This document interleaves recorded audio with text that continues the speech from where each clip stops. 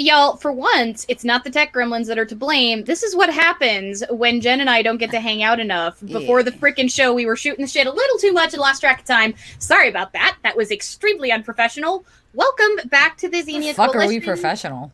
Yeah, I know. What is can you eat it? What is professional? Can you eat it? Does it pay me? So speaking of payments, guys, the light changing thing, y'all jumped at that for the last two. I want to tell you guys, I'm reassuring you, that is a regular feature of the show. We've got 14 slots tonight. This is going to be a little bit of a longer show. Jen actually has the time. But you guys don't need to feel the need to fill those slots right away. It's $5 and up for super chats that can change the lights. Anything below that we still appreciate, but that's not going to be light changing stuff. Lights can be all one color, anywhere or from 3 different colors. 1 to 3. I have 3 different lights. We can do 1 to 3 different colors. So I am going to reassure you guys, though, this will be here every single time. Don't get hit by FOMO. Don't empty your guys' wallets. The show is doing fine. You all have been supporting us incredibly, and Jen actually delayed the show to today, not because of tech issues, but because she wanted to make sure people had paychecks between Friday and in case now. You guys wanted to. Yeah, I was like, that's a hard hit in 2 days. But yeah, make sure your bills are taken care of. Make sure you're taken care of. Don't feel obligated. We super appreciate it. Of course, we appreciate it, and I have so much fun changing the lights. Actually, we got our first one, pink and purple. You guys, give me a second to get this out. Have been helping me figure out lighting while doing this. You're kind of an experiment. I'm writing this down, guys. Hold on. Pink, white, and blue. Oh, thank you, guys. Thank you, Akeda I can't talk and write at the same time. Like, I can't talk and text at the same time, or talk and read at the same time. So I wanted to stress that for you guys, though, because I appreciate the support for the show, and you guys know that one of my partners is out of work, but my patrons are currently covering the portion of my bills that I would need to between my rent and my husband's income. So, the extra income that comes in here is basically to kind of give us a little bit of a better quality of life. This is not necessary for us to earn a certain amount. This is just pure support for the show. This is money that's going back into the channel. You guys don't need to feel pressured at all. So I want to make absolutely certain that you guys understand we appreciate the support you're giving, but please take care of yourselves first and foremost. Child of Nyx for $10, red, orange, and yellow. Also, how have we been? Jen has been obsessively cleaning, and I have been obsessively knitting. Kaninja, I hope I'm saying that right. We appreciate the request, but these are reserved for super chats above $5 and above. Oh, Jesus Christ, orange and blue. You guys are gonna keep. I'm not gonna be able to talk at all right now because I'm like. Okay, writing. So Marama, $5, purple and blue. This is my new favorite thing. I'm writing them all down. Wait, purple and blue. We've got green in between there. Hold on, I missed that one. Green. You know, the green actually looks really good for regular lighting. I've learned. It does. And Ethertails also says, in celebration of having been able to fix my vacuum all by yourself, congratulations, adulting is hard. I have done that. That is the most satisfying thing ever. Because okay, so the last time I have to drink bottled water here. This. Did you get orange and blue before you go off on a tangent? Yes, I did. This got stuck in the tubey thingy, right? All right. I just started the timer for the pink and purple. Mind you, I just bought this fucking thing, right? Because the last one, the belt burnt out. So it's not sucking up shit right? I find the fucking clog. I have these giant tweezers to pluck things out of clogs and shit out of things. And it's so satisfying when you fix it and then you vacuum the rug and it's like a new vacuum. There's a baby dragon in the background. Fuck him right now. This motherfucker. Let me fucking tell you all about this bitch motherfucker. This one here, back here. 3 days. He barely ate for 2 of them.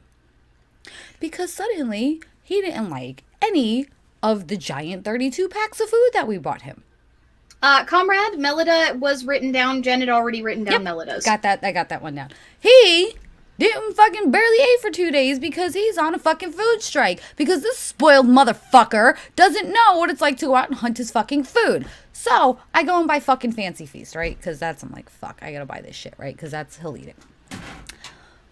He's grooming himself on camera again. Fred.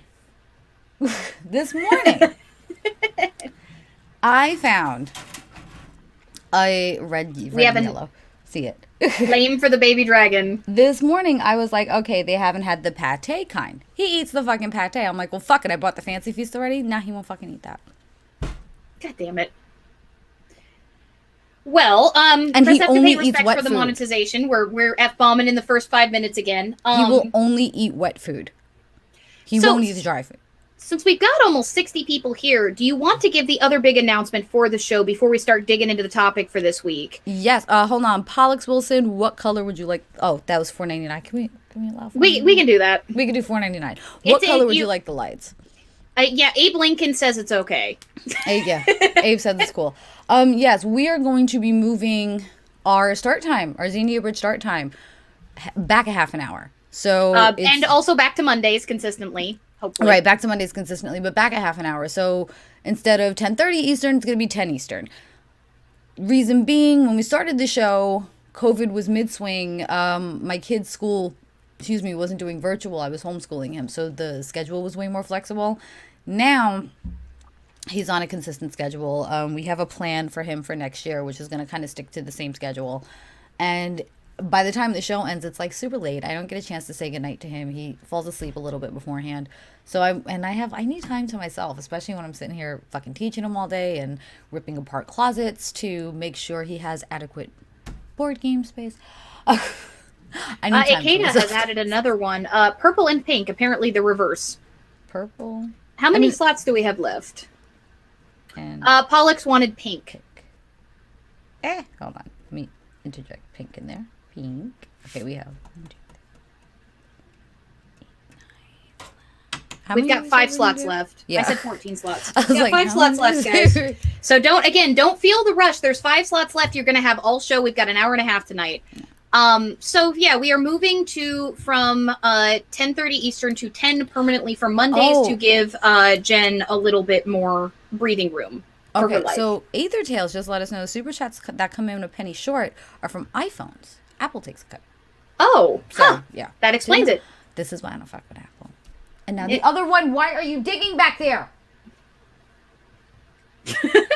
Well, coming on to the topic for tonight, contrary to popular belief, this was actually a topic we've been talking about doing for quite some time. You'll actually find mention of it on previous Xenia Coalition episodes that we were planning on doing this. We just decided to do it now because, why not? It's clearly a conversation that needs to be had. Things and reasons. So the difference between tolerance and acceptance. First off, I guess we kind of have to define both of those and give a little bit of an example because we saw one last week, but I don't want to call somebody out particularly at the moment. So I can give you guys a more generalized example that I've seen in the community a lot because let's face it, Jen already gave that particular person everything that was coming. A small piece of what was going on. So let's not extend the drama. Let's talk about a little more of a general example that I've seen in the community. Hold on, Dakota. This may be a little bit different than a lot of other shows you're used to dealing with. We try to stick on topic as much as we can here. Thoughts on skepticism is a great idea for another show topic. That might be about gender skepticism because this is actually what this is linked to, the whole tolerance versus acceptance thing. So, Dakota, if we're talking about skepticism of gender identity and stuff, we're actually going to cover that. I'm getting there. One of the examples that I've seen a lot in the community has been, we saw an example of that the other day. Well, I don't think this is a thing. Pink, white, and blue. Okay. What am I doing here? So I'm listening. Oh my God, Luna, my kitty, my panther is laying in my lap now. If you can hear her purring, I apologize. She's a sweetheart, but she's old and cranky. Fuck. Jen broke it. This is what you get for breeding Lemons. I don't want to fuck. Damn it. Son of a bitch. And Romente, this is not a direct response to Friday's stream, but it was just we decided that this was good timing, given that this is clearly a conversation that needs to be had. What am I doing? So one of those examples would be I don't think that this is a thing, but anybody can do what they want with their bodies. This is an example. Philosophy Tude actually did a fantastic video that uses this example. But I think anybody should be able to do what they want with their bodies. That's fine. I'll call you by your pronouns. But the phrasing of that is not necessarily acceptance. You're not necessarily accepting. There's this underlying notion that trans person is still the sex that they were assigned at birth is their gender, but we're going to play along because we're nice. right? There's this implication, and that can be incredibly invalidating. Mm-hmm. Like, as somebody who's gender fluid. Here's a way that I like to, when it comes to gender identity, here's a way that I like to present it. How many times, I mean, why is it so easy for society to call a woman by her husband's last name that she's changed? And people will get, like, so offended by it. They'll be like... Or, like, when you get married, you're now Mrs. X instead of just being, like, your name. And then, like, if you call them by their maiden name, oh, my God, people freak the fuck out. They're like, you know, she's married now. That's not her name anymore. So why is it so easy to call a woman by her married name, but not a trans person by their identified name? I don't get that. Freya, although I understand that it can be a little bit triggering, we do our best to address these sorts of problems when they happen directly, to make it clear where our stance is, but also as an educational moment for folks who might be kind of lurking in the background. I understand that this could be triggering content. However, there's two sides to this. One, we can try to do a trigger warning when you're about to pop off about something like that for people listening to the VOD. Like, we can try to make that effort. I think that would be... One...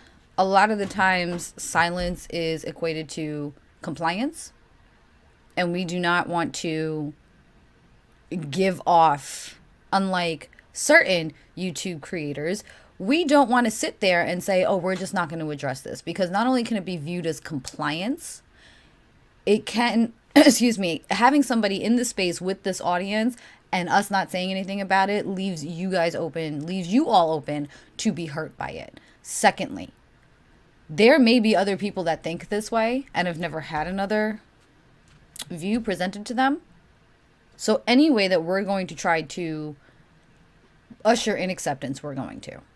Well, and that's part of we're not going to be like other YouTube creators that just stuck our fucking heads in the sand and say, no, we're not going to talk about this because we're not going to take the attention away from us. I am not an ostrich Hellenist.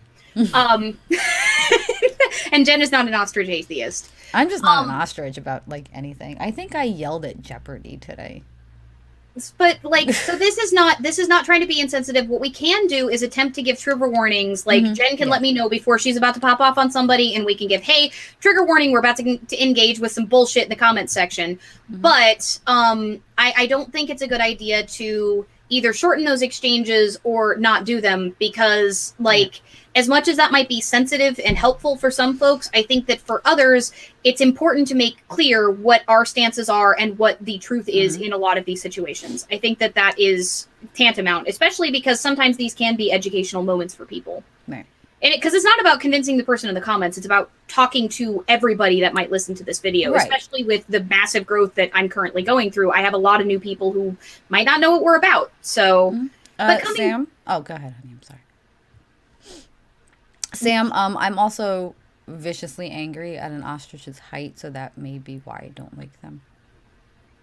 That could be it. I'm insanely jealous of how tall they are.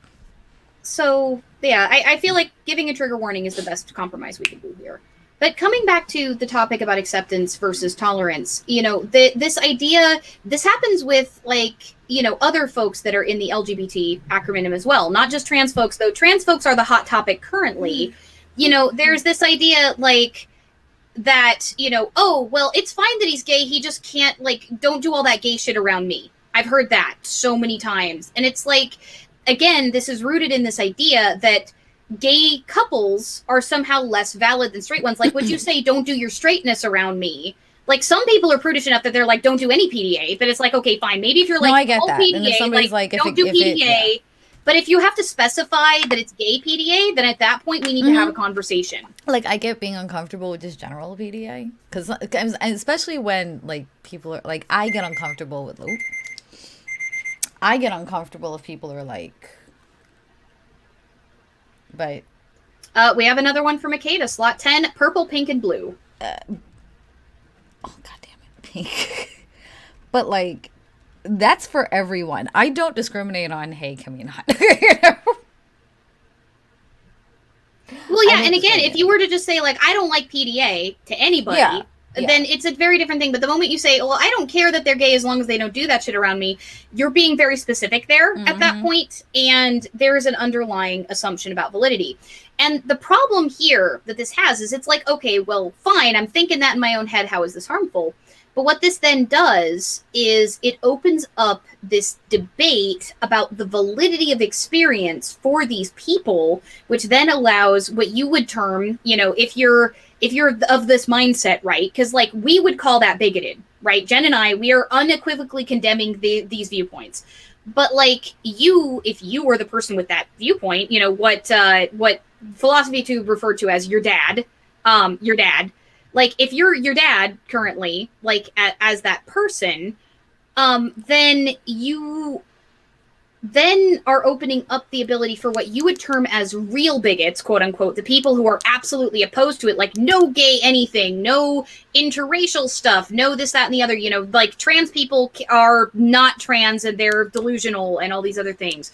Like the people who have those views, you are then opening up those people to allow for some debate on that validity, and you're keeping your own mind open to hearing that debate. 2 things. Child of Nyx, we have 4 more slots left open, and Metalhawk. It's hard to define what is gay, though. I've been told just the sound of my voice is gay, not my words, not my statements, literally just the tone and cadence of voice. That's homophobia, and that's homophobia. Up. That's not a definition of gay. Gay is when you have sex with and are attracted to somebody who is the same gender as you. Okay. So we got from the Romente, we've got 3 slots left now: green, orange, and teal. This is an odd combination, and I'm excited to try this one. Yeah, that is both homophobia and misogyny. A, I'm extremely sorry that you have gone through that. B, I should probably put a trigger warning on this entire stream because we're going to be talking about homophobia, transphobia, and misogyny throughout this whole stream. Also, some people who are bisexual, some pansexuals, like myself, do not consider themselves gay. They consider themselves queer. I have a more stringent definition for myself on what gay is, and that is, for me, solely just being attracted to the same gender, which I'm not. So I don't feel comfortable identifying as gay because I'm not solely attracted to my same gender. I prefer to label myself as queer. So but the thing is these labels are flexible, and there are some bi and pan folks that do label themselves as being gay, especially if they are talking about having attractions of that sort. So, and gay, I'm going to make it clear also, I'm using the term gay here to denote same-sex attraction of any kind, or same-gender, actually, attraction of any kind. Same-gender attraction, because trans folks are valid. Trans women are women, trans men are men. Like, full stop. Like, if you are attracted to a trans woman and you're a lesbian, you're still a fucking lesbian. Just saying. And when it comes down to it, the only way to define what gay is the person is the person defining it, to tell you the truth. Yeah, I mean, pretty much the only unequivocal thing that is not, like, you know, gay is a cis person attracted to another cis person of a different gender. That's not gay. Sam, that's why I just addressed that. Sam brought that up when it comes to non-binary people. I'm saying what I label myself as. I don't go around labeling people. I ask how they feel about themselves and what they prefer to label themselves as or be seen as. So... So as far as coming back to things, again, trigger warning on the whole stream. We're going to be talking about transphobia, homophobia, misogyny all throughout this because we have to in order to address this topic. So if y'all are triggered by that, feel free to take breaks. Nobody's going to judge you. Yep. This is going to be a rough one for all of us, but it's a conversation that needs to be had. So and if anybody ever wonders where we're standing on these topics, this video is going to be a great reference for them. So coming back to this idea, you are now opening up these... They are microaggressions. Like, I know people don't like that term, but microaggressions are a thing. These are microaggressions. They are things that signal subtly to the person you're talking to that you are tolerating their existence, but not accepting it. And, like, let's face it. If you say, let's say that you're dating somebody new, and you're really, really passionate about something. Like, let's say it's your work. Like, you're obsessed and passionate about your work. And they said, oh, I can tolerate that. What's the message that gets sent when you hear that? Like, you get really excited and you passionate, you dump it. Like, especially my neurodivergent folks. Like, let's sound off neurodivergent folks in my chat. It's funny that you said that, because this comes up often with me, when especially dating in the South, when they're like, oh, you know, so big one is, what religion are you? What do we got here? Purple and blue. The big one is, what religion are you? Okay. I can tolerate that. Or, you know, what do you do? I speak on politics on the internet. Oh, I think I can tolerate that. Mm-hmm. That's purple and red. It doesn't look like you actually got the blue. Yeah, I'm getting there. I'm getting there. Remember, I can't do two things at once. It's hard for me. So, like, when you're talking about things like hyperfixations, oh, I can tolerate that. What is the message that gets sent, chat, when you hear that? Versus, oh, I can accept you. I accept that. Like, you know, there's a very different feeling between tolerance and acceptance. And it's not just a subtle sort of like, oh, I feel this way about a thing. It's not subjective. Okay, little bit of wordsmithing. I'm an author. Hi, guys, if you didn't know. There are two different definitions that every word carries. Denotative, which is you look it up in the dictionary and that's what it says. The Webster's definition. Connotative. Connotative is 90% of language. I hate to say it, but it is. Saying that you tolerate somebody having a job versus accepting that person's job and passion, the connotative difference between the two, even though they're synonymous, speaks volumes. In fact, no two words in the English language are fully synonymous. Now, like, that's one of the things you learn. Here's the thing, especially when it comes to dating. I can tolerate that is not the same as I accept that, but I don't think I'm going to be very interested in it. Hyperfixation is a term used within autism and ADHD for very deep special interests that we develop. For example, I have hyperfixations on Hellenism and knitting, and if you get me talking about either of them, I will talk your fucking ear off. History for me. Yeah, for Jen, it's history and law. Anything to do with law. History, law, and organizing. Like, because it's not just thought things, it's physical things. Hence knitting. I have terrible hyperfixation problems when I have a project. I will let everything else go to the wayside until that project is done. So, coming back to kind of our bigotry examples here, let's talk about how this kind of spirals out into the wider world. Oh, we've got Red from Child of Nyx, $10 super chat, and this is one we've got to read out. LGBTQ people are people too, and they deserve to be treated like people. I don't know why this is so hard to understand for some. The answer is mythic literalism. Power. Power and mythic literalism, like those two things. Power. Especially within the United States and largely around the world. I'm not going to say that this is the same everywhere in the world. Largely around the world. White men are the dominant. White men run shit. White men have ruled the fucking world, even down to Hollywood. How long did it take us to start understanding Comrade, the answer is yes, with Jen. Yes. Like, yes. What kind of history? Yes. I have heard Jen talk about everything from the Roman era to the Ottomans to World War II to genealogy. World War I, to genealogy to like Kennewick Man. Like, Jen, the answer is yes. Whatever Jen heard about last, she's probably interested in. I'm going to go Google it. I'm like, okay, where can I go run off with that? So white men have generally ruled everything. And like I said, how long did it take us to go from talking about the Viking Age to actually talking about shield maidens? And even so, we don't really talk about shield maidens as much as we talk about Vikings. And shield maidens were just as important. We don't talk about Valkyries as much as we talk about fucking Odin. We don't talk about fucking Freya and Frigg as much as we talk about as much as the world highlights Odin and Thor. Phelan brings up a good point here, actually. Like, there's a, in the BDSM community, there's actually a time here with, if you tolerate something, there's a question about consent there a little bit, versus if you accept it, you're going to give it your all. Right. When it comes to kinks with me, I can turn around and tell somebody I accept that they have them. However, those are not my interest. And that doesn't mean that I accept them any less. It's just not for me. And I'm going to get into that in a second. Now, however, to continue on with that. When Christianity took over, we had an issue with population. People were dying. We needed more people. So straight became celebrated. Straight became praised because it reproduced. Well, I mean, capitalism needs more grist for the mill. Right. Christianity and the men in Christianity took power. And therefore, in order to obtain their status and in order to be holy like them, in order to obtain power and in order to obtain riches, you had to model yourself after them. Anything off the deviant was simply not acceptable.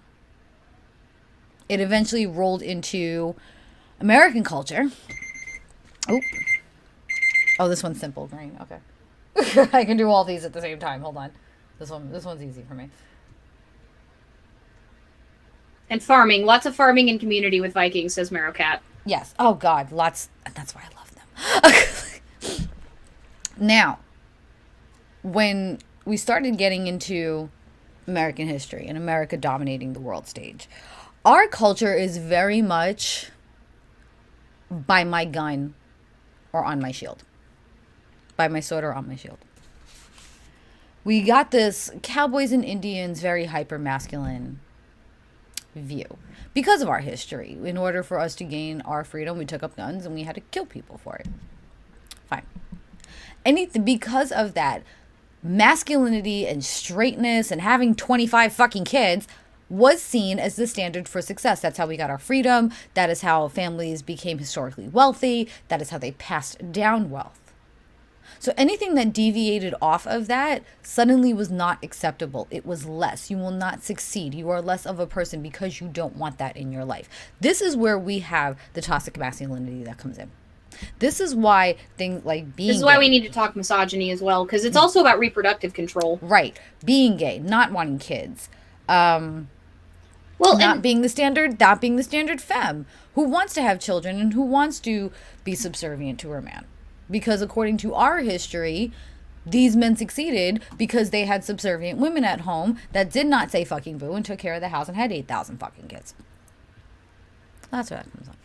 Well, yeah. I mean, we can also talk about, there are some historical ideas behind not wanting, like, women to have full reproductive control, not in least of which being that until about 150 years ago, the average child that was born had a very low chance of surviving. You had to have between 5 and 10 children because most of them weren't going to make it past age 5. There was actually a study done where they took in the mortality rate because of the high infant death and the high mother death rate. However, when somebody turned 18, if they were still alive, their life expectancy went from like 50, 60 years old to like 70. Yeah, they lived as long as we did for the most part. However, their like mortality prior to, I want to say the year that was the cutoff for the study that I read was 12. Like you get to 12 and you're probably okay. I want to say it was either 16 or 18 for mine. There's been a few different studies where they've looked at this. Yeah. But like, I think there's the highest death rate was in the infant stage. Like most babies. Birth to 5. Birth to 5. Like. Yeah. That stage is like you're probably gonna die. Mm-hmm. Like you are more likely not to make it. And again, that's not justifying those attitudes now. No. There's a reason why they've existed historically. However, that A, does not excuse the subjugation of women throughout history. It really fucking doesn't. And B, it certainly doesn't excuse the subjugation of women now that not only is infant mortality extremely low, and though even in America, we have the highest maternal and infant mortality rates of the entire civilized world, quote unquote, the industrialized world, I'm going to call it that. That's better. The industrialized world, of all of the industrialized nations, as people call them, like we have the highest, both maternal and infant mortality rate. It's also still very low. Here's also another thing to consider. Child brides. Way back when, it was nothing for a 12, 13, 14-year-old girl to be married off to a 25, 30, 60-year-old man and immediately start pumping out kids. Now, when you try to have a baby with an underdeveloped pelvic bone area, you're going to kill somebody. That was another high reason for lowering the mortality rates, was because young girls under the age of 16 were attempting to have babies. I almost killed my mother. My mother did not try to have me as a teen, but fun fact, when I was born, I flipped upside down, sat with my legs crossed, and would not budge while she was having contractions. I was almost born breech. They were worried I wouldn't be able to walk because my legs were so tightly locked together, but I had to be pulled out as an emergency C-section because my mother almost died having my me. son was born 5 weeks early. I also didn't start with contractions. He just straight broke my water. Now, for those of you who don't know, if a baby breaks your water, you have 24 hours to get them out safely before they aspirate on their own waste. So my son, head down. Hey, Wolf, my son was head down. Oh yeah, Sam. I was just like, nope, I already knew what was coming. I was like, fuck that shit. And Jen was my twin, born into a vortex and dropped into New York. I'm pushing. Got about an hour and a half into pushing, and I felt him move down. My stubborn ass kid scooted back up. He was right there and went, nope, and went back up. So just like his mom. 3 hours of pushing, he resulted in a C-section because I had him 23 hours and 49 minutes into labor. We had 9 minutes to get him out. Oof. Yeah. Orange and blue. Oh, God, the New York Met colors. Damn it. Yeah. Fucking Trolling hate that all team. the troll with Jen. By the way, if you guys want to troll Jen, I think we've got 2 slots left. Yes. But yeah, like coming back to this idea of reproductive control, that's where a lot of this comes from, is this idea that like, not only do you need to pass on your family line, right? But there was also a lot of these ideas originate from a time where people thought that entire other groups of people were not human beings. And so they could just like kill them and that land was theirs for the taking. Especially here in America, again, because we're talking to a largely American audience. I know I love my international audience. You guys are the bomb. But there was this attitude. We also can't ignore the fact how American culture has influenced the world. No, we can't. And we also can't ignore the fact that, like, as far as my audience, 70% of the people that are hanging out here in this show are not, are from here. Mm-hmm. So when we're talking about this, we're kind of talking about it from that perspective. And this idea of like infinite ability to move forward, this idea of the whole quiver full of arrows and like the expansion of Christianity, all of these things came together.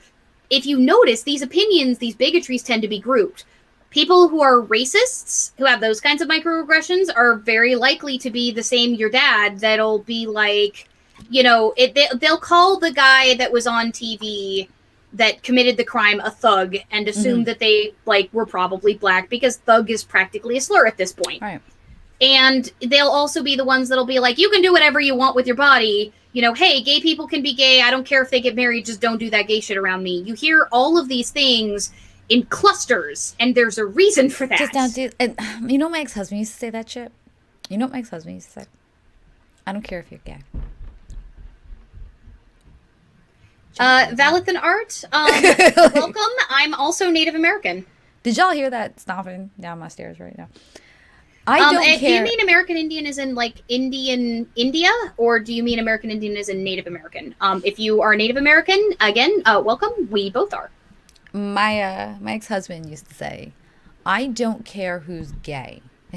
This is the shit that I used to be married to, y'all. Now, mind you, he wasn't like this when we got married. But the other version is, I don't want to hear about it. I don't care if you're gay, but I don't want to hear about it. He was not like this when we got married. This happened towards the end of our marriage. I don't care that you're gay, just don't hit on me. And I'm like, honey, your wife doesn't even want to hit on you.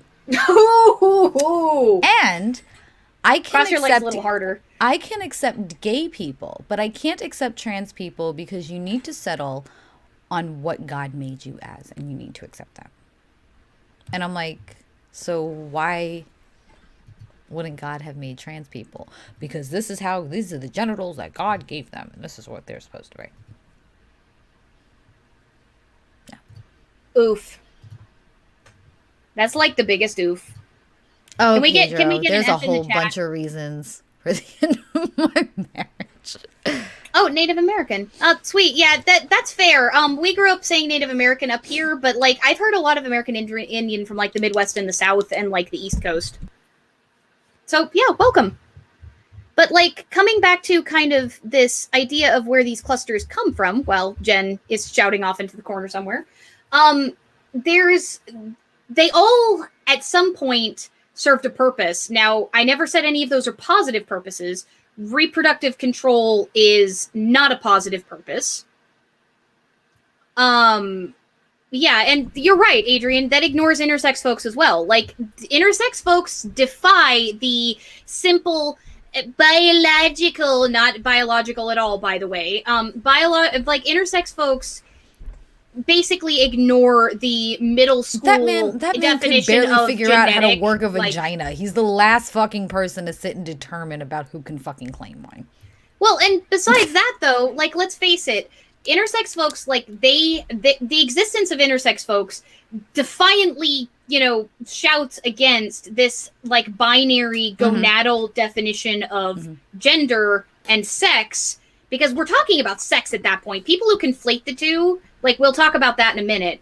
But, like, for when it comes to sex, intersex folks, there are more different combinations of phenotype in, like, genetic biology, like, in microbiology, that, or genetics, that what you can, like, think of off the top of your head. Like, XX and XY might be the most common, but I want to say, like, something like 3 to 5% of people are not XX or XY.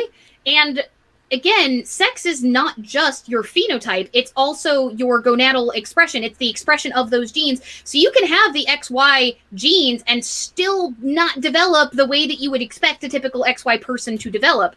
So when you're talking about these things, these people are oversimplifying the biology. I want to touch on something Comrade said. Sure. The fine with anything, as long as you aren't pushing, if you want to highlight that. How far back up is up? There it is. There it is. So there's a big difference with this. I hang around a bunch of fucking pagans. We all fucking know this. To the point that I'm now educating atheists on pagan history, which is fucking trippy. You basically are one of us, except you don't believe in gods. Don't tell Witch that shit, because she's just convinced I'm going to wake up one day and do it. Red and yellow. Hold on. So here's the difference. I don't give a fuck what y'all believe in. I don't care. And I say that. As long as you're not trying to fucking convert me, I don't give a shit. However, I'm not going around trying to deconvert all of you either. So we need to mark the difference in that one. Which one is that? I can't. God damn it. I always forget which light that is. Yellow. That works. I'm just hitting random yellows.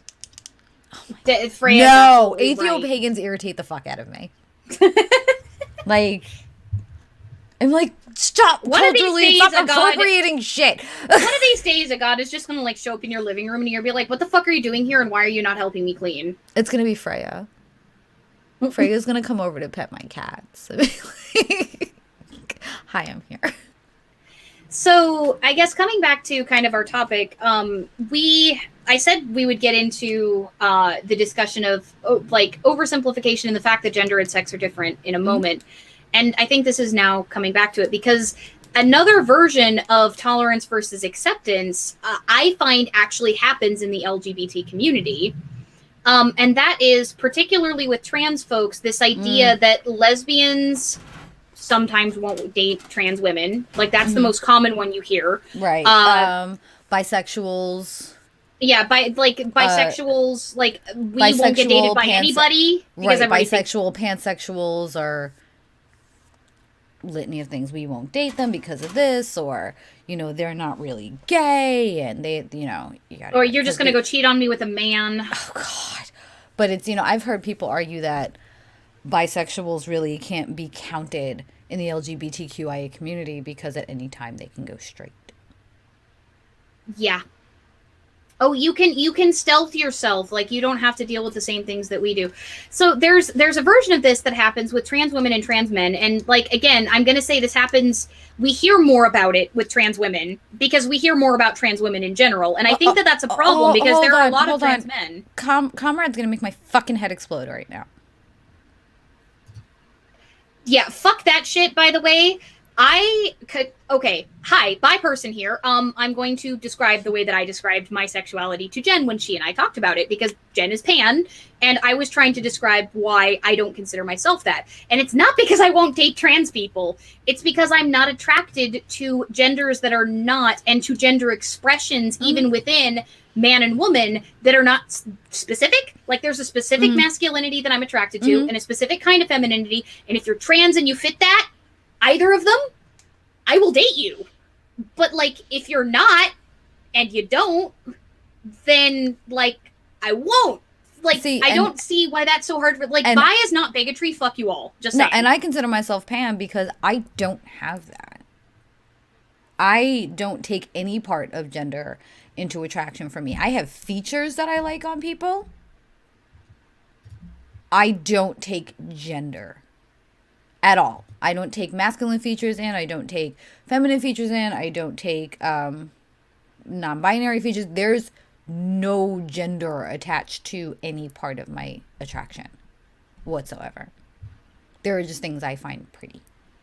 Well, and like Phelan actually brings up another one. I'm going to give a hardcore trigger warning for this one, because there have been so many people invalidated by this concept that, like, if you are triggered by, turfy stuff, or if you're triggered by particularly, like, homophobia, we're about to talk about one of the worst of the worst. Gold star lesbians and gold star gay people. Okay, I'm going to flip the fuck out right now. So, all right, guys, get ready to break your fingers, F-bomb counters. This is your last warning. Do you guys know where the term gold star comes from? Anybody? Does anybody know where the actual term gold star comes from? Anyway, Allie, do you know? I actually don't, so I'm willing to hear this one. The popular term of gold star came from a group. So I just stopped the alarm before it went off, so it wouldn't interrupt your thought. Let me hit that quick. The term gold star, when referring to a group, first came from an organization called Gold Star Wives. What are Gold Star Wives? Let me tell y'all, because not only have I been able to work closely with them, especially when my ex-husband was in the military, my cousin's wife actually founded the Gold Star Wives Federation. Apparently, it's moved to the ace community as well. Oh, lovely. My cousin's wife. Consider this a universal condemnation of the concept of gold star. And again, I'm sorry if you felt like we excluded ace people. I've heard it most with lesbians and gay folks, but like, if anybody uses this term in this way on your community, this is a universal condemnation of it. Go ahead, Jen. Griffon, no, it wasn't World War II. My cousin's wife started the Gold Star Wives of America, who were a group that met in her kitchen in New York City during World War I. Was a group of war widows who met in her kitchen with during World War I, who fought for life insurance, who fought for pension releases, who fought for rights and to be set up after their husbands died at war. So that's one. That's one. When you sit here and say gold star lesbian, you're basically saying you're advocating a mourning group. Let's actually define that for those who are not familiar with this particular piece of bigotry. Do you want me to do that? Yeah, gold star lesbians are lesbians who have never touched, slept with, been intimate with, kissed anything that had a penis. Anyone, any person, anything that had a penis. Well, that and because also, let's face it, most of the people who use this term tend to be on the turfy side. They won't acknowledge that trans women. So if you're a lesbian and you dated a trans woman, according to these people, you don't get that label, even though, like, I don't think it's a useful label anyway, regardless. So one, let's see where they're appropriating this from. They're literally appropriating this from a group of wives who, when their husbands died in World War I, had no resources. Literally. Okay, here's the story on why widows, when you lose your fucking partner at war, widows and widowers get their husband's pension. My cousin's wife got fucked out of her pension because her mother-in-law decided to push for it. Because according to the mother-in-law, she went to the army and said they weren't married long enough. She doesn't deserve his pension. She doesn't deserve his life insurance, and fucking took it from her. That pissed off my cousin's wife to where she sat here with her group of ladies at her kitchen table and fucking rallied against the military to make sure that widows and widowers received not only full pension, but death gratuity and life insurance from SGLI. This is what they're appropriating from. They're literally taking the mourning and the fight of spouses who had nothing, that had to fight to survive, and appropriating it. Well, and you want to know, like, that's kind of right there with incel, right? Because a lesbian who was having a hard time finding partners was the person who invented the term incel. Mm-hmm. And actually, this Ciros brings up another good point. Trigger warning for transphobia. We're about to move over. Again, there's a universal trigger warning over this, but we're about to talk about another attitude that has a major fucking problem. I'm going to read this comment out, and then Jen and I can kind of talk about it, because I just want to give a quick side note. This too. The woman who founded Gold Star Wives died only 3 years ago. Damn. She lived into her 90s. It took my family 3 fucking years to call me by my name, and they said until you do XYZ, then you will accept you, which ironically all XYZ thing steps, and they still misgender me, giving no fuck. So, this whole, what if you are not... Oh, like you have to have surgery and shit? Yeah, you have to have, like, and because I was like, sorry, that fucked me up real quick. So this is where we're going to get into conversations about, like, you don't need to be asking people about their genitals. You don't need to be that kind of thing. So this is the conversation we're moving to. So, but there's something I want to touch on here in case anyone decides to turn around and say, but I still feel that I can tolerate something and not accept it. The large majority of our audience are pagan and atheists that may come from Christian or religion backgrounds. How would you feel when you came to your family and said, this is what I believe? I either have a lack of faith or I have a differing faith than you. Oh, we'll tolerate that, but we just can't accept you not following Christ.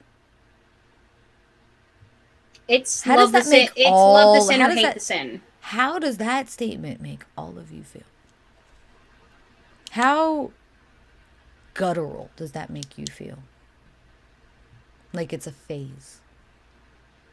Well, I mean, let's face it. Most pagans are, like, I know that I can speak for most of our community, in saying that the majority of us have been told that our religion is a phase. Like, I am over technically 10 years. If you pair my Hellenism with the Wicca that I had before as a pagan, to put it all under the same umbrella, I'm over a decade into being not Christian, and there are some people in my family that still think it's a fucking phase.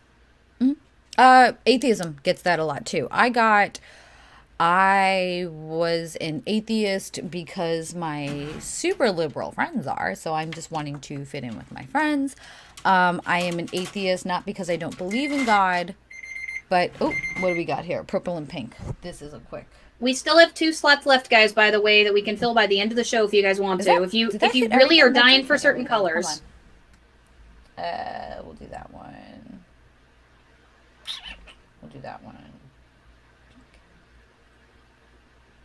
Yeah, that works. Okay. My friends, my new liberal friends were atheists, and I was angry at my father. So therefore I had a problem accepting fatherly love into my life. And it's not that I didn't believe in God, it's that I was mad at him. Mm-hmm. Fuck that condescending shit, by the way. I was mad at him, and if I had just learned to forgive my father, I will fully accept my faith in God. My husband's family continued to think that until recently. My other partner's family has just started to accept it, and we've been together for 6 years, all 3 of us. Oh, see, I didn't hear it as a phase. I just heard that it's because I'm a whore. Yeah, I mean, my family doesn't have the balls to say that to me, I don't think. Yeah. But I will say that my family's more accepting about the polyamory than they are about my religion, which is interesting. No, my extended family is just like, well, that she just wants that so she has an excuse to sleep around. Yeah, Orcus Nora actually has a really good point here. Daddy issues come up a lot when women take their own path. That is a thing. And again, this is where we're back to, hey, look, intersectionality. There's an intersection. What's funny is that Like, my father's family is so fucking crazy to the point that they're Italian. They're mixed Italian, mind you. Mind you, they are mixed Italian. Clearly, my last name is not Italian. They called my mother the Irish whore. Oof. But look at my last name. Oof. Like, this is the level of fucking people that we're dealing with here. It's like, this is the Irish whore, and I'm like, so what about the English whore that started our fucking bloodline? But let's come back, though, a little bit to what we were just talking about having standards of things that have to happen before you will accept somebody's identity. Because I think that, you know, when we're talking about the whole gold star thing at the same time as trans issues, there are two sides of the same coin a little bit here. I think trans people, again, get it a lot worse, but this also is a thing that happens to gay people, especially when they first come out. I want to talk about this gold star lesbian thing. Okay. There's this sense of fucking pride that I was never with a man and everything else. However, this is negating the absolute erasure, trauma, and abuse that many lesbians have gone through, that felt that they had to be with a man because either they had to hide it from their family or that there was something inherently wrong with them, and if they were just with men and they just acted straight, that they would eventually be straight. So this is completely negating all of that trauma. Trauma. That is negating all of that trauma. That is negating... It's also negating all of the men that think that they could fuck a lesbian straight. Like, you just need to be with the right guy. Fuck. And all the guys that thought that they could fuck me straight. And no, yeah. I'm sorry, I'm still attracted to women.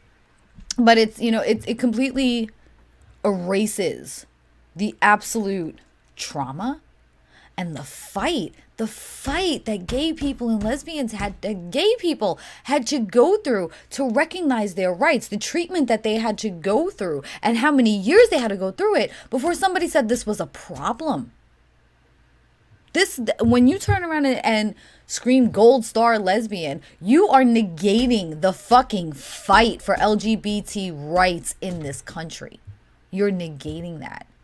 You are negating the fight because these people had to go through hiding their sexuality, being beat for their sexuality, marrying outside of their sexuality. Oh my God. So that happened. So yeah, this is a thing that also, I was dating a girl in high school, and this happened to me too.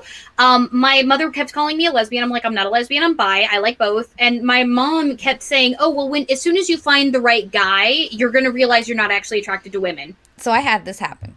I was dating a woman. I was also dating a man and a non-binary person. And my girlfriend at the time had come up. And my aunt was like, see, that's the problem. If you just found... I'm sorry, I was dating two men. She was like, if you had just found the right guy, he can lead you back to God. And I looked, a good man, he could lead you back to God. And I said, hey, Deb, I've got two of them. What man could ever lead Jen anywhere? I said, hey, Deb, I got two of those and still ain't working. And that's how I came out as poly to my family. Oof. Can we get some fire in the chat? I was like, but I have two of those and I'm still an atheist, so. I mean, like, I turned my apatheist husband into, like, a pagan, pink, so. and blue. I was like, So, coming back to you have to meet certain requirements, which the Gold Star thing is actually a part of. The Gold Star thing is you're not actually a lesbian if you've ever been with a man. Mm-hmm. You know, you're not actually bi. You are insert whichever, attraction it is here with whatever relationship you're into. And you're not actually trans unless you've had surgery or are on hormones or you dress in a specific way or you can afford, especially for trans women, things like, either binding for trans men or faux breasts for trans women. Like, there's these bars that people say you have to jump over before they will accept your identity. And it's even before they will tolerate your identity because of the fact that they put that bar there in the first place. Let's get something fucking straight, guys. Let's get something fucking straight. Number one, I do not espouse any of the opinions that I just gave you. Number fucking two, the moment you put that fucking bar there, that is tolerance, not acceptance. You are saying I will only tolerate you if you meet my arbitrary fucking standard. Fuck that noise. I'm sorry, but a trans fucking woman is still a woman, whether she's wearing a fucking wig and a skirt or not, whether she has learned to feminize her voice yet, or even ever chooses to, or not, whether she is wearing breasts there's this that level are hers of passing before they'll accept it, which infuriates me. Also, real quick, for the person who wanted purple, pink, and blue, purple is here. It's just really fucking hard to see on this light right now, but it's here. Yeah, it's this acceptability of passing. And then it becomes this fucking infuriating concept that somebody is trans for you. Somebody is trans for your approval. You get to choose whether or not they're a woman. Like, I'll accept you, I'll tolerate your gender identity. Like, excuse me, it's my fucking identity, dude. You don't get to decide I'm not a fucking YouTuber. That their identity somehow has to pass a purity test or gatekeeping for you. That they're doing this for society. No. If they were doing this for society, believe me, they wouldn't transition, because it is not fucking easy. It is not easy. And we have these purity tests with gay people, too. To where it's like, well, you said you're a lesbian, but your hair is long. And can I get a shout? You're not super masculine.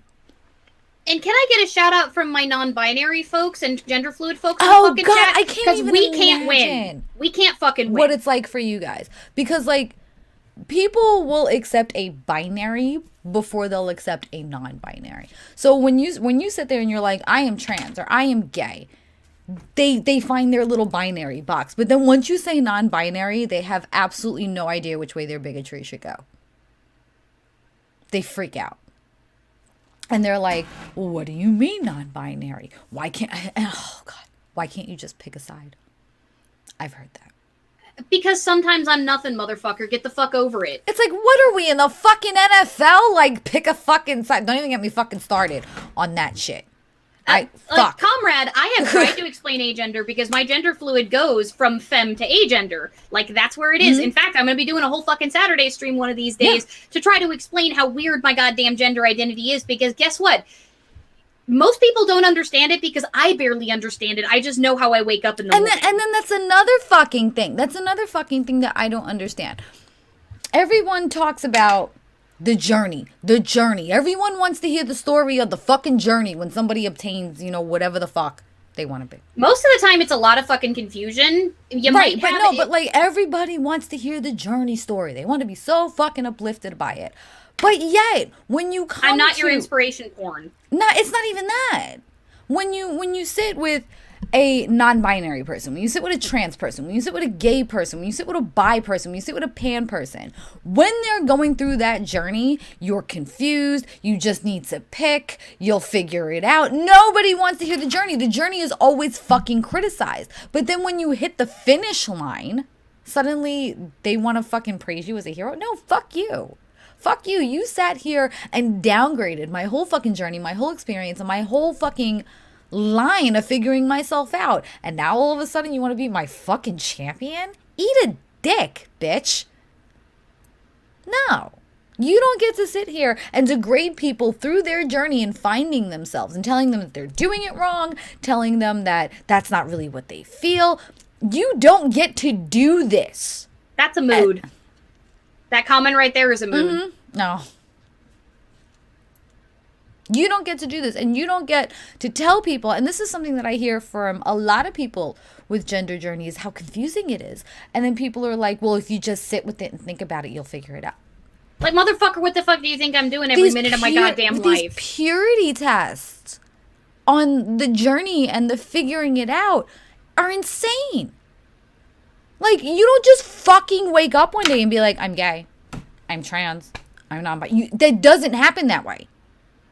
No, like for me, there was a lot of dysmorphia that looked there was a lot of what looked like dysmorphia that turned out to be dysphoria. And I've noticed that my dysmorphia has actually gone down significantly since I started figuring out that it was actually dysphoria. Like my eating disorder has gotten way easier to manage since a good friend of mine, Callan, helped me figure out that I was actually gender fluid and that that's what I was actually going through. Right. But like sometimes you don't have the fucking word for it. Like I have a friend who's in their 50s and just came out as they, them.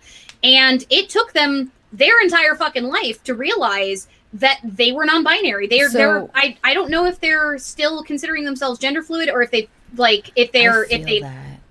but like they've gone from non-binary to gender fluid, and I think that that's where they still are. But like they slide along that gender spectrum and never fully on one side or the other. And it's like if that's where you're at and you're gender fluid along that line. I feel that especially with older people because even in my teens, and I'm probably considerably older than most of our audience, even in my teens, we didn't have a term non-binary. We didn't have the term gender fluid. The way that society dealt with non-binary and gender fluid people was that they called them androgynous. I mean, some of us want to be, but not all of us do. Right, no, but the way that it would be handled is you were still identified as a male or a female, but you were quirky to dress this way, and you were a fashionista, because it also became the androgynous look became very commercialized when it came down to the fashion industry. The void is a true ally. It listens. It does not judge. So yeah, a tomboy, effeminate. Butch. So when it comes to butch. So when it comes to older people who are just now finding the strength to say, I am non-binary, I am gender fluid, I look back on that. I look back on them telling them, no, but you're still and this it was more centered towards women. You're still a woman. You just like your hair short. You just in this case, you just like playing with the person that I was talking about is actually AMAB. Oh yeah. Oh, we had they didn't want to label androgynous to men too much. They just called them effeminate. Yeah, or gay. But I feel for that struggle when it comes to the older generation, because we didn't have the words and the tools in our teens and our 20s. Timer? For are you telling me there's no right now? Yes, I'm telling you that like I picked up my phone to check and it's like 3 seconds. Let's not burn my audience's ears off. So the thing is, let's talk about where this kind of becomes harmful, because these, again, like I popped off earlier, y'all think I'm nicer than Jen, you just haven't seen me get mad. Like when you put that fucking bar there and you say that I don't get to be who the fuck I am in your eyes because I don't meet this arbitrary standard. And I'm gonna be shitting on some true scum here a little bit, because I've seen some true scum that do this. Rose of Dawn in particular, I'm going to call out by fucking name because fuck that shit. Fuck that bitch, man. Rose of Dawn has an entire series called Today in Trans Stupid, and it's mostly making fun of non-binary people. Like, oh, this word is meaning this. This is non-binary. This is non-binary. Yeah, that's non-binary. If this person says they're non-binary, that's non-binary. Then they're fucking non-binary. That's it.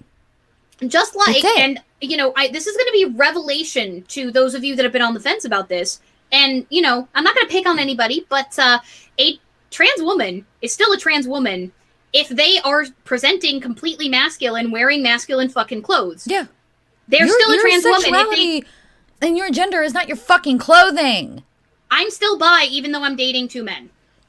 I'm still pan, I haven't sucked a dick since COVID started, but when I do, me sucking a dick on a extremely masculine cis male doesn't make me any less attracted to women. It doesn't swing my pendulum to any sort of gender attraction. I'm still pan. There just happens to be a delicious dick in front of my face that I'm going to go for. I mean, Jen's the owner of a WAP, all right? She's got to keep it happy. Yeah. She's not lately. But. That's a reference to Jen's channel. If you're not subscribed, why not? Yes. Why not? But that was a good video. That was a great video. It should not have been demonetized. That was. No, I think it was. I think it's monetized. But, like, coming back to this idea, I'm still fucking gender fluid, guys. I know this is going to break some brains. I'm still gender fluid, even though I don't always tell you on my they days. Yeah. Even though I don't make a big deal about pronouns all the time, I still have days where if you lived anywhere near me and saw me go out into public, there are days that I dress as androgynously as possible and try to hide my appearance. And those are my, aggressive gender apathy days. And then there are days where I am the most femme motherfucker you will ever meet in your goddamn life. And you can ask Jen about it. I've shown her the pictures of all the pretty things I want to knit for those days. And that's not just moods. Those are not my moods, guys. No, I'm not having a mood swing. It's not a phase. It's like waking up as a different fucking person, or even sometimes in the middle of a day shifting into almost not like wanting to be in the same body. This is a very real experience. And just because you don't understand it doesn't make it not valid. And you don't have to understand something to accept it. And that's something that you kind of got to get. You don't need to understand something as an experience it yourself to accept it. And that's where those people who put all those fucking hurdles up can suck every goddamn dick between here and Kentucky. I want to highlight something that Phelan actually said about a long time LGBT. Yeah, for a long time the LGBT plus movement was in, you're in your 30s. I was in the South. The lesbian and gay were monopolized the expectants. Bi and transsexuals were kept in the closet. New Yorker here, late 30s, and in a city where you would think, oh my God, everyone's accepted. It was the same way. And you're welcome, Ninja. It was the same way, to where lesbian and gay were the dominant when it came to taking the community seriously. Bisexuals were seen as somebody to just have fun with, and trans people were almost paraded cartoonishly.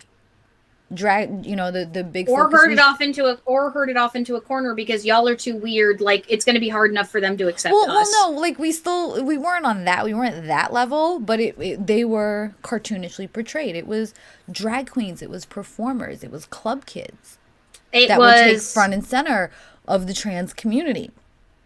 It was also stuff like Mrs. Doubtfire. Well, I'm saying specifically with New York, to where I'm talking about the media too. Yeah, we were slightly more accepting. However, we made cartoons of our trans community, and bisexuals were just kind of somebody you had fun with. Pansexuality wasn't heard of. So even within the LGBTQIA community, even in New York City, for a very, very long time, excuse me, you had to identify with either being gay or bisexual, because the thought of, okay, I'm attracted to this person that doesn't really display a gender. Oh, but they're still this. Well, and Felipe's got a good point here. Not much legitimate trans people in the media. Lots of caricatures and quote unquote fake trans. Yeah. I will give credit to Laverne Cox for we're on all red, for really. My camera focused out. For really being one of the first trans people I can think of at all that didn't make a caricature of somebody who was transgender in mainstream media. I mean, let's also talk about too the cis got tricked by trans narrative that continued all the way into. We've got 2 more slots, guys. If anybody would like to do super chat of $5 or more to change the light color, we have 2 more slots open. Yep, these are the last 2 slots of the night. Yep. I think this is the last one that we have already filled, isn't it? No, we had this is the last one. So it's going to be red for a while. So it's going to be red until somebody decides to change it. We've got 2 more slots for the night. But coming back to this point, Ace Ventura wasn't that long ago. Mrs. Doubtfire wasn't that long ago. For those of you who haven't seen Ace Ventura, because I'm old, Ace Ventura, the ending. Go ahead, keep talking. The ending of Ace Ventura was basically the reveal that the love interest was not only the villain, but also trans. And I hate this term. I hate the term pre-op. It's stupid. I think it needs to stop being used. Because a trans person is valid whether or not they want to change their parts. Just saying, I'm still fucking trans, even though I don't always want to change my goddamn parts. I'm not going to be getting any kind of fucking surgery, but I'm still trans. I'm still gender fluid. That's a thing. Hold on. Ikeda, black is not an option for these bulbs. So I don't know if you want to pick another color with that. And Ramente got the last one, green and orange again. We're finishing off on green and orange. We are done with that. Thank you guys for participating in that. Thank you guys so much. Like, this helps the channel out a lot, but again, please don't feel pressured. It's a regular feature of the show. We're going to do it every week. So, side note, Mrs. Doubtfire came out in 1993. Ace Ventura was 1994. During the early and mid-90s, trans hate was fucking real, y'all, but it wasn't... White Girls is a lot sooner, more recent. Do you remember that one? 2001. Yep. The trans hate was real, but it wasn't portrayed as hate. It was, oh, ha, ha, ha, we're not really hating them. It's just like drag queens. Except that, again, all of those movies that we just mentioned had the deceptive element, though. Mm-hmm. Like, one could even argue that White Chicks was 2004. Oh, shit. White Chicks was 2004. Yeah, mid-2000s. Goddamn. Mm-hmm. I mean, there's also though, and we've talked about bathroom bills before, but this is kind of like the final topic I want to touch on. Oh, trans women can be women, but you don't get to use the bathroom until you swap your parts. I want to touch on this with Asmodeus. Opinion about Tu Wong Fu. Thanks for everything, Julie Newmar. This is actually a trans movie I support because they didn't just portray them as these gaudy drag queens. There were scenes where Patrick Swayze had confronted and addressed the hate that trans women were getting, because Patrick Swayze did live his life as a full-time woman, and the hate that they were getting. This movie actually did try to put a spotlight on why are we hating on trans women? Why are we violent towards trans women? That and that came out in the 90s, so that was way ahead of its time. To where if you were a trans woman back then, that was the only place you were to be accepted, was in a drag bar. So these women made the best of who they were. But as they were traveling through the South, they still struggled with the hate. They still struggled with the bigotry, and they highlighted that. They didn't make it comical. So we just got a really touching super chat from Jonathan Vadila. Is that how you pronounce it? Or Vadila?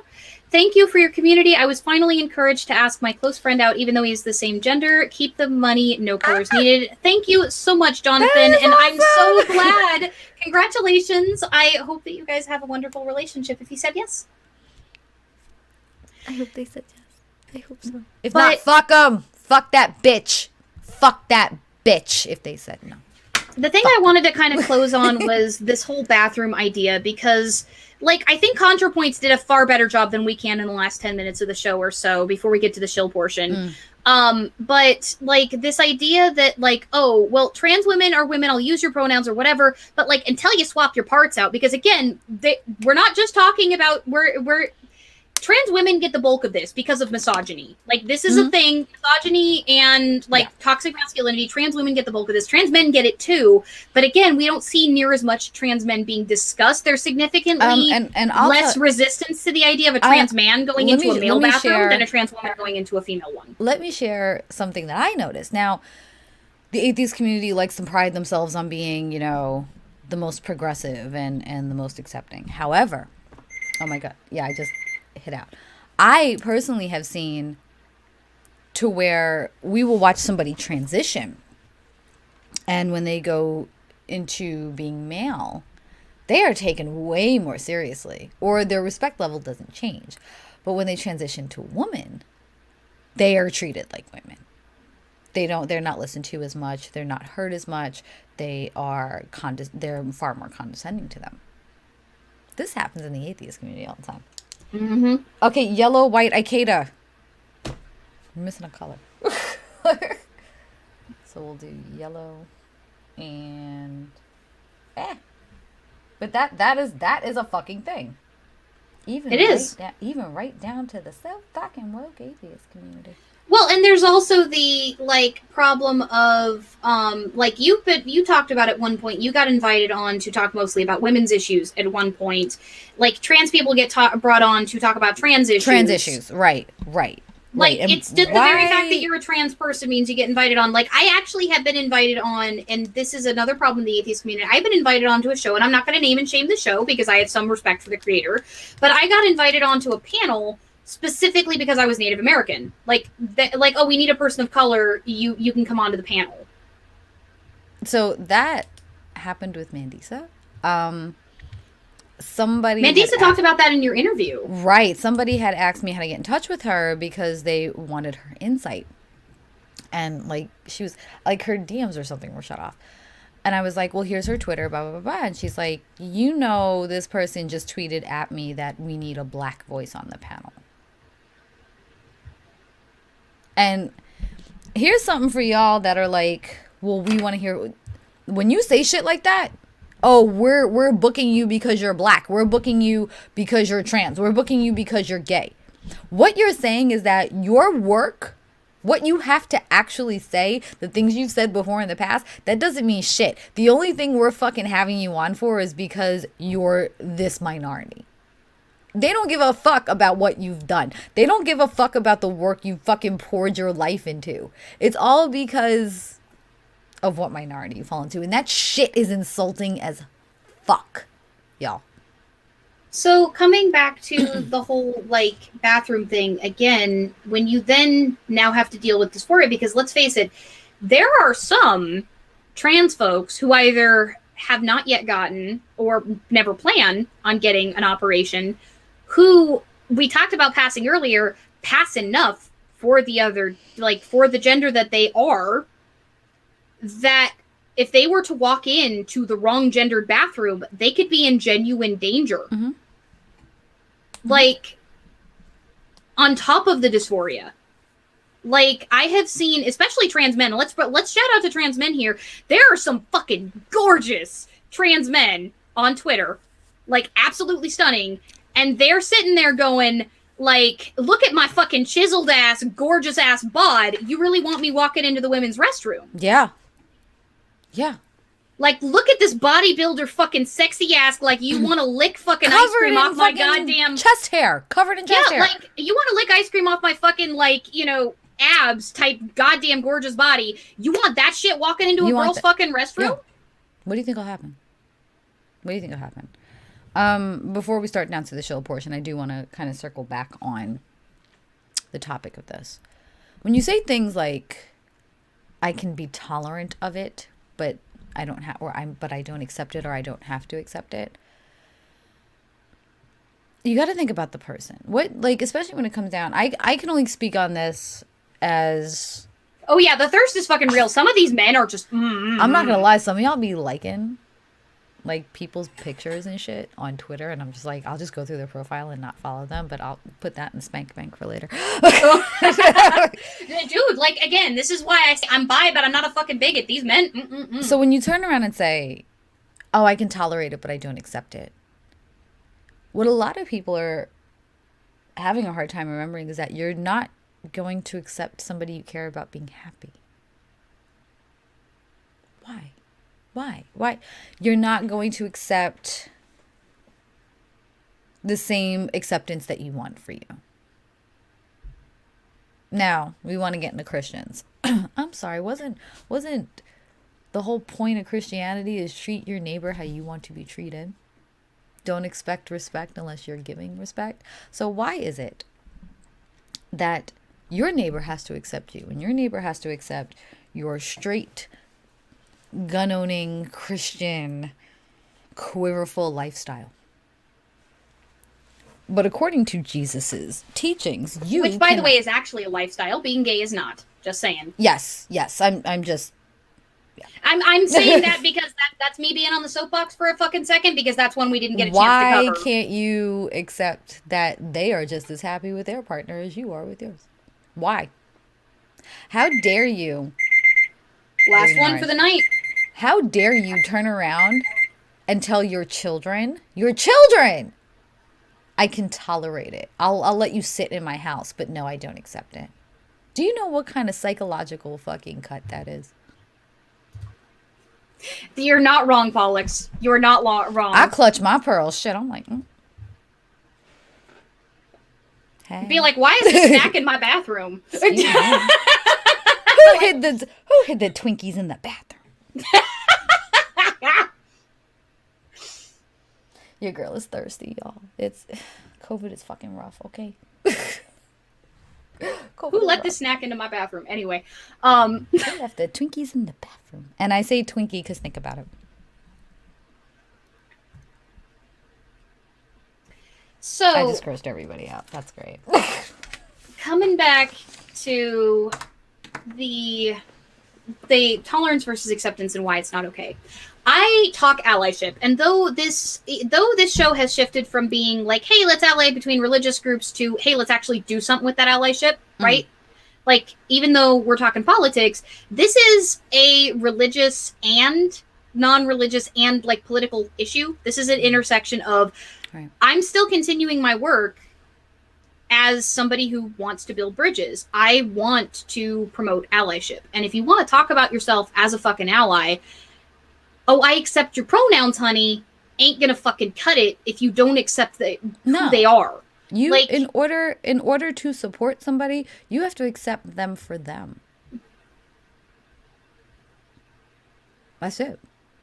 That's it. And it's like people who fall in love with murderers, to me. You look at like especially like them crazy motherfuckers that like write to serial killers and shit and like fall in love with them.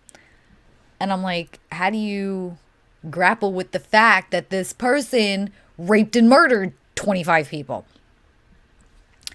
Oh, well, I don't have to accept that he did that, but I tolerate it. What? That is how y'all fucking sound. That is exactly how y'all fucking sound. Like one of these crazy motherfuckers that goes and writes fucking Scott Peterson. And I'm like, yo, he killed his pregnant wife and fucking dumped her body to have an affair. Oh, well, I don't accept it, but I can tolerate that he did that. That is what y'all fucking sound like. Comrade's got a great point here. Mm-hmm. Tolerance is, I'll allow it to exist. Allowing us to exist is not allyship. It's just not active bigotry. It's just wait in line for me to attack you. Wait your turn. Which we talked about when we were doing like atheist and polytheist allyship work. We talked about that with polytheists, how anti-theists, we will not work with anti-theists because anti-theists, as soon as we're done dealing with the more harmful faiths, y'all are fucking next. That's the attitude. And it's like, pagans aren't going to want to work with you. LGBT people, I'll tolerate it. I'm not going to speak for the whole LGBT community, but like tolerating us is not acceptance and it's not fucking enough. It's not. No. You do you with your body, you do you in your bedroom is not accepting who I am.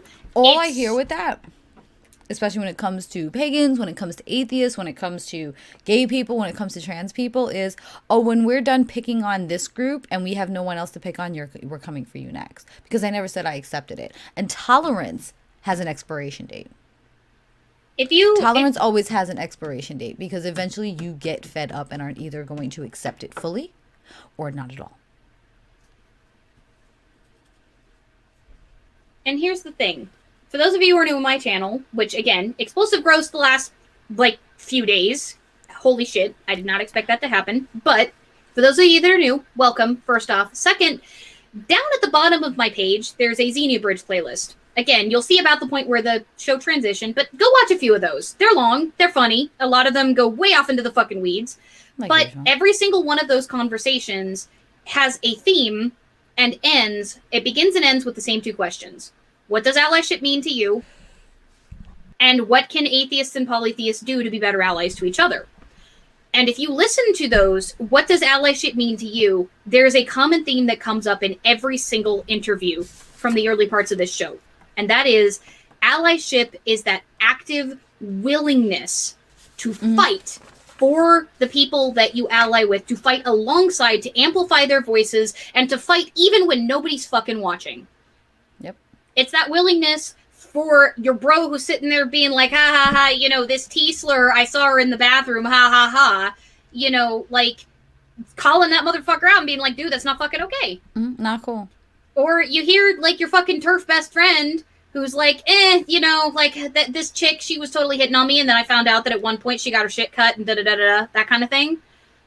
It's telling her to go fuck herself, basically. It's telling her, explaining to her why she's fucking wrong, and if she won't accepting it, realizing that friendship probably ain't gonna last. Yep. It is the willingness to lose something if you need to. Yeah. In order to fight for your fucking allies, to lose esteem, to lose friends potentially or family. Like, you don't have to actively lose these things, but it's the willingness to put your fucking neck out there and fight with us. Yeah, and say, this is what I know it's right, and I'm not going to sit here and stand behind it. Tolerance is, oh, well, I'll listen to you, and I'm not going to inconvenience myself for it. And tolerance, guys, I hate to break this to you. I know this is going to be so shocking for everybody, but, like, tolerance ain't going to fucking get you that courage. No. Tolerance is not going to motivate you to go get into a fucking fist fight on goddamn Twitter with Focus like Jen did. Tolerance ain't going to motivate you to go get into a fist fight with anti-theists like I've done. They're fun, though. Tolerance ain't going to motivate you to sit on the fucking phone while your trans friend cries for 4 or 5 hours about how they're... Tolerance, if anybody tells you they tolerate you, here's a good fucking cheat sheet for that. They're okay with you coming to parties and hanging out, but they're not going to make themselves uncomfortable and inconvenienced by you. For you. Not by you. For you. And that's something that you have to sit here. And the moment that you do inconvenience them, that tolerance will fucking end. That's something that you have to sit there and ask yourself, is this what I want in my life? Do I think I'm worth this, or am I worth more? And just saying, like, tolerance, I would say, will never substitute for allyship, because acceptance, unless you can find something, and that doesn't necessarily mean you have to understand it. I'm going to underline this as we close out the show. You do not have to understand something to accept it. Mm-hmm. You don't. You don't.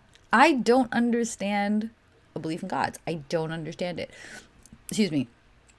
But Jen's let me ramble at her for hours about my experiences. It's not where my experience has led me.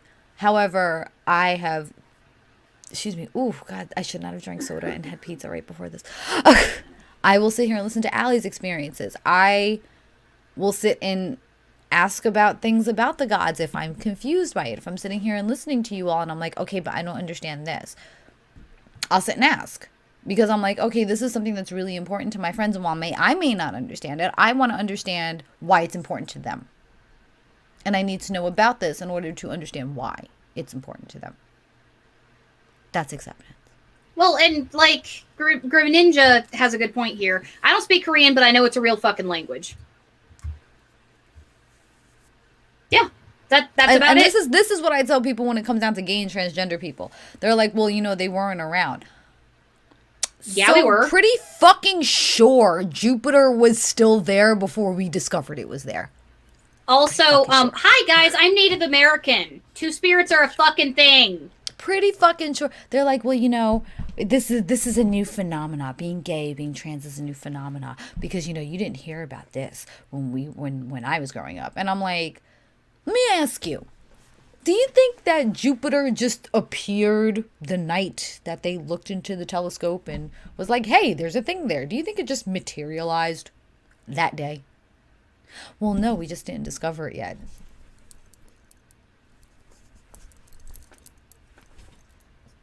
Ding fucking ding, Galileo. Look at you, you fucking Rhodes Scholar. Do you think gay people weren't around? You think trans people weren't around? Or do we just not have the words for it? You ever think? Do you think non-binary people weren't around, or we just didn't figure out how to fucking sit there and say, oh, okay, this is what this is? So hopefully this doesn't get me in trouble with anybody. But I will say this. Being gender fluid, I understand dysphoria. I do not fully understand the desire to fully transition to a different gender. I can't, because I don't have that desire. I can understand what's explained to me, but it's not something I fully understand. Have I ever felt like my best friend, like one of my best friends, Callan, is anything other than a woman? Have I ever felt like, if I ever expressed anything to anybody that has ever identified as anything in my like live chat or anywhere else, that you are anything other than what you tell me you are? I don't understand the desire. I don't understand the desire to transition because I don't have it. But that does not necessarily mean that I can't accept that you feel that, and I cannot support you completely along your journey. Like in every way that I can. I've always felt like I was born the cat. Like, I always felt like I was born the gender that I am. I can't understand I can't understand the feeling of wanting to transition. I can't understand the feeling of not identifying with the gender that you were born as. I can't. I can turn around and be like, okay, but Allie doesn't. So many of my friends don't. Why can't I be accepting of that even though I don't understand? I can't understand it. Just like I can't understand what it's like to be a black man or a black woman. But I can absolutely be sympathetic and empathetic and understanding to their experiences. Soapbox off the soapbox now. Yeah, so we're getting into the chill portion of the show. Jen, what have you got coming up this week? So hoping for Thursday. Hoping for a Thursday release. We'll see what happens. I am going to be doing a breakdown of the minimum wage laws. And going into the history of minimum wage and how the United States government uses minimum wage to cook their books on how many people are actually in poverty and how and why we do need to raise the minimum wage, not just to $15 an hour, but to its actual standard of what it should be, which is $22 an hour. Cassandra's got a really good point underlying our last thing, by the way. We can't know what it's like to be a cat, but I can sure as fuck see that my cat exists. Yeah, I know that my fucking cat exists. But yeah, that's what the next video is going to be on. It's going to be called... Fuck, I just lost it. It was in my head. God damn it. A Worker's Worth. That's really awesome. A Worker's Worth. And we're going to be going through the history of minimum wage, why it was put in, how the government keeps minimum wage at $7.25 an hour, yet... can use that to say that we are not in poverty levels to warrant a raise. So what I've got coming up, do you have an interview for Friday? No, Friday I have a patron-only Zoom, possibly Zoom, maybe on StreamYards, but a patron-only Zoom chat going on. So for those of you who are patrons of mine, Friday night at 10 p.m. Eastern time, I'm going to just be getting us all together and hanging out and talking for a bit. And it's not going to be aired. It's not going to be public. It's just going to be kind of us sitting around. And it's something that I've wanted to do since I started my channel. And I finally got the time to do it. And this is going to be a monthly thing. So if you guys are interested in doing that, my page is linked below. My page has a link to my Patreon, by all means. And that will be happening at least once a month. I'm going to try for the end of every month, the last Friday of every month from now on. Well, for me this week, I made what I feel might be one of the most emotionally impactful videos that I've released, at least since my video on offerings and sacrifice, which for those of you who haven't seen it, it's in the Common Hellenism playlist. It's called Why Do the Ancient Greeks Sacrifice? It's also kind of a guide for how to give offerings, but that had one of the more powerful lines that I've written. This week, I did a video on votive offerings, and I did not expect for a video on votive offerings of all things for the research alone to impact me emotionally the way it did. But I realized not only so much that we've lost, but also how much has been taken from us in terms of religion as pagans when I did this video. And you can hear me choke up at a couple points in that video. Like, even though a lot of it is kind of dry facts, like when I start talking about the way that votive offerings can change your practice if you're a modern pagan, and the sort of powerful tool for spiritual growth that can be within your faith, even as a recon, keep an eye out for that, basically. It's one of the better videos. I'm not sure how many people are going to be interested in it, but I really am proud of it, and it's one of the favorite things that I have made, and I'm hoping that folks will enjoy that. Also, next Monday, you and I are going to be talking about the impeachment, aren't we? Mm-hmm. Like all of the hearings and stuff that have been going on, because you wanted to give yourself a bit of time to research that. Yeah. So let's take a look here. They will be starting that on February 8th was the first call for trial day. So we will be covering that a week before. We will be covering that on February 1st. And we're going to sit here and talk about the possible ways that this could go, who may vote what the actual articles of impeachment are. So think of this as your crash course in impeachment hearings 1 week before they start. Yep. So we're going to be talking about like how that works, and also all the stuff that has kind of led up to this one, and what we think might be possible with it. Yep. And I'm sure I'll print out like the actual articles so that we can go through what they're trying him on, what their strategies are going to be. This way, if you do decide to watch it, you don't feel so overwhelmed in like what the fuck is even going on right now. This way, at least you come in a little bit armed and go, okay, this is what's happening, and this is why. So, tomorrow is the last Wednesday in January, apparently. My January was a long year. All right, nice. So thank you guys so much for hanging out with us. Wow, we peaked out at over 80 people. You guys have been It's a good awesome. Sweater. Maybe that was it. It was a good sweater. So thank you so much for spending your Tuesday evenings with us. As we say at the end of every show, we built the coalition. Now let's fight. We're stronger together.